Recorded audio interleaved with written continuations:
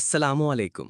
آج ہم بات کریں گے اللہ تعالیٰ کی مکمل اطاعت، نبی اکرم صلی اللہ علیہ وسلم سے محبت اور اتباع کی اہمیت پر۔ یہ وہ بنیادی اصول ہیں جو تمام انبیاء کرام کی دعوت کا مرکز رہے ہیں اور آج بھی ہماری کامیابی کا راز ہیں۔ تمام انبیاء کا ایک ہی پیغام، حضرت نوح، حضرت ہود، حضرت صالح اور حضرت شعیب علیہم السلام کی دعوت کا بنیادی پیغام ایک ہی تھا کہ اے میری قوم کے لوگو، صرف اللہ کی عبادت کرو، اس کی بندگی کرو اور اس کے ہر حکم کی اطاعت کرو۔ فرق صرف اتنا تھا کہ پہلے رسول اپنی اپنی قوموں کی طرف آتے تھے، جبکہ نبی اکرم صلی اللہ علیہ وسلم کی بعثت پوری انسانیت کے لیے تھی۔ اسی لیے اب یا قوم کا لفظ نہیں رہا، بلکہ قرآن نے یا ایھا الناس یعنی اے لوگو کہہ کر پوری بنی نوع انسان کو مخاطب کیا۔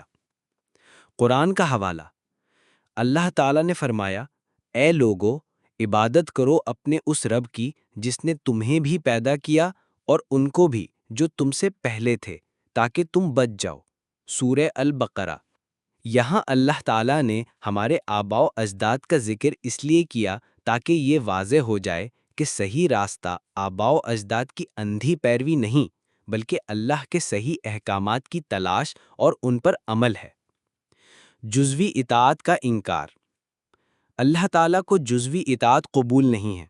یہ یوں سمجھیے کہ ایک پیکج ڈیل ہے، یا تو اسے مکمل طور پر قبول کرو یا چھوڑ دو۔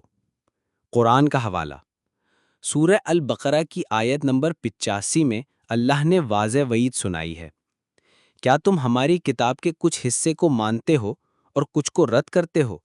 بس جو کوئی بھی تم میں سے یہ روش اختیار کرے گا، اس کی کوئی سزا اس کے سوا نہیں کہ دنیا میں ذلیل و خوار کر دیا جائے اور قیامت کے دن شدید ترین عذاب میں جھونک دیا جائے۔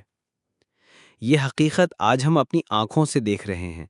دنیا میں 150 کروڑ سے زیادہ مسلمان ہونے کے باوجود ہماری کوئی حیثیت اور عزت نہیں ہے۔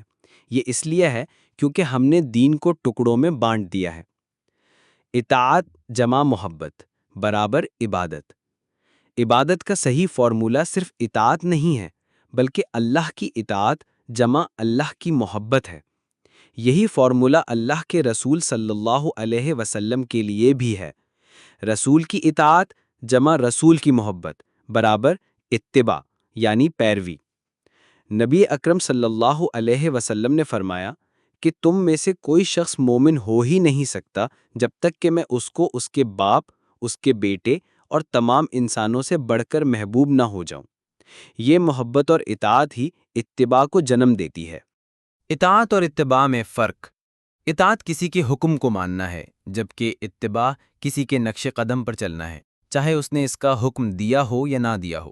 یہ محض محبت کی وجہ سے ہوتا ہے۔ مثال، ایک صحابی نے جب نبی کریم صلی اللہ علیہ وسلم کو اپنی گریبان کے بٹن کھولے ہوئے دیکھا تو انہوں نے پوری عمر اپنے گریبان کے بٹن نہیں لگائے۔ یہ اتباع ہے، اطاعت نہیں۔ قرآن کا حوالہ، اللہ تعالیٰ نے فرمایا، اے نبی، ان سے کہہ دیجئے کہ اگر تم اللہ سے محبت کرتے ہو تو میری پیروی کرو، اللہ تم سے محبت کرے گا اور تمہارے گناہ معاف فرما دے گا۔ سورہ آل عمران آیت نمبر 31۔ فلاح یافتہ لوگ۔ سورہ اعراف کی آیت نمبر 157 میں فلاح اور کامیابی کے لیے 4 شرطیں بیان کی گئی ہیں۔ ان پر ایمان لائیں گے یعنی یؤمنو، ان کی تعظیم کریں گے یعنی یوقرو، ان کی نصرت و مدد کریں گے یعنی ینصرو، اس نور کی پیروی کریں گے جو ان کے ساتھ نازل کیا گیا یعنی واتبعوا النور الذی انزل معہ۔ ایمان کا صحیح تصور۔ ایمان صرف زبانی اقرار کا نام نہیں ہے۔ ایک منافق بھی کلمہ پڑھ سکتا ہے، لیکن اصل ایمان دل کے یقین کا نام ہے، جسے پرسنل کنوکشن کہا جا سکتا ہے۔ قرآن کا حوالہ، اللہ تعالیٰ نے منافقوں کے بارے میں فرمایا، اے نبی، جب آپ کے پاس منافق آتے ہیں تو کہتے ہیں کہ ہم گواہی دیتے ہیں کہ آپ اللہ کے رسول ہیں۔ اللہ جانتا ہے کہ آپ اس کے رسول ہیں، لیکن اللہ گواہی دیتا ہے کہ یہ منافق جھوٹے ہیں۔ سورہ منافقون آیت نمبر 1۔ نبی کی توہین اور حقوق العباد کی اہمیت۔ اللہ تعالیٰ نے سورہ حجرات میں فرمایا کہ اے ایمان والو، اپنی آوازوں کو نبی کی آواز پر بلند نہ کرو۔ اس کا اطلاق آج ہم پر یوں ہوتا ہے کہ جب ہمیں کسی بات پر نبی صلی اللہ علیہ وسلم کا حکم معلوم ہو جائے تو ہمیں فوراً خاموش ہو جانا چاہیے۔ اسی طرح نبی کریم صلی اللہ علیہ وسلم نے حقوق العباد کی اہمیت بھی بیان فرمائی۔ آپ صلی اللہ علیہ وسلم نے مفلس کا تصور دیتے ہوئے فرمایا کہ میری امت کا مفلس وہ ہے جو نماز، روزہ اور حج لے کر آئے گا، لیکن اس نے کسی کو گالی دی، کسی کا مال کھایا یا کسی پر تہمت لگائی ہوگی۔ اس کی نیکیاں تمام دعوے داروں کو دے دی جائیں گی، اور جب اس کی نیکیاں ختم ہو جائیں گی تو ان کے گناہ اس پر ڈال دیے جائیں گے اور وہ جہنم میں جھونک دیا جائے گا۔ دین اور مذہب میں فرق۔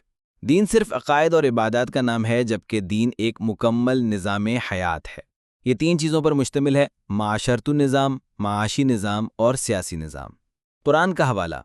اللہ تعالیٰ نے فرمایا، وہی ہے جس نے اپنے رسول کو ہدایت اور دین حق دے کر بھیجا تاکہ اس کو تمام ادیان پر غالب کر دے۔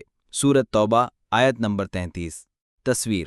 دین اور مذہب میں فرق یہ ہے کہ ایک ہی جگہ 2 دین نہیں رہ سکتے، جیسے ایک میان 2 تلواریں نہیں سما سکتیں۔ آج دین جمہور غالب ہے اور ہمارا دین سے کڑ کر صرف مذہب بن کر رہ گیا ہے۔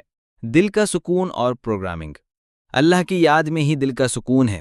یہ دنیا میں تکلیفوں سے آزادی نہیں، بلکہ ان تکلیفوں کو برداشت کرنے کی طاقت ہے۔ قرآن کا حوالہ۔ وہ لوگ جو ایمان لائے اور مطمئن ہوتے ہیں ان کے دل اللہ ہی کی یاد سے آگاہ ہو جاؤ، دلوں کا سکون اللہ کی یاد میں ہے۔ سورہ رعد آیت نمبر 28۔ دینی پروگرامنگ۔ ہماری نمازیں در حقیقت ہماری پروگرامنگ کرتی ہیں۔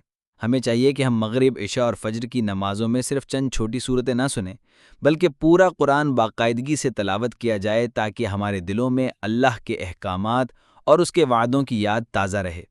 اگر حافظ میسر نہ ہو تو مصحف یعنی قرآن سے دیکھ کر پڑھا جا سکتا ہے، جیسا کہ صحابہ کرام کیا کرتے تھے۔ یہ عمل ہمیں صحیح راہ پر قائم رہنے اور ہر قدم پر اللہ کی رضا کو مقدم رکھنے کی یاد دلائے گا۔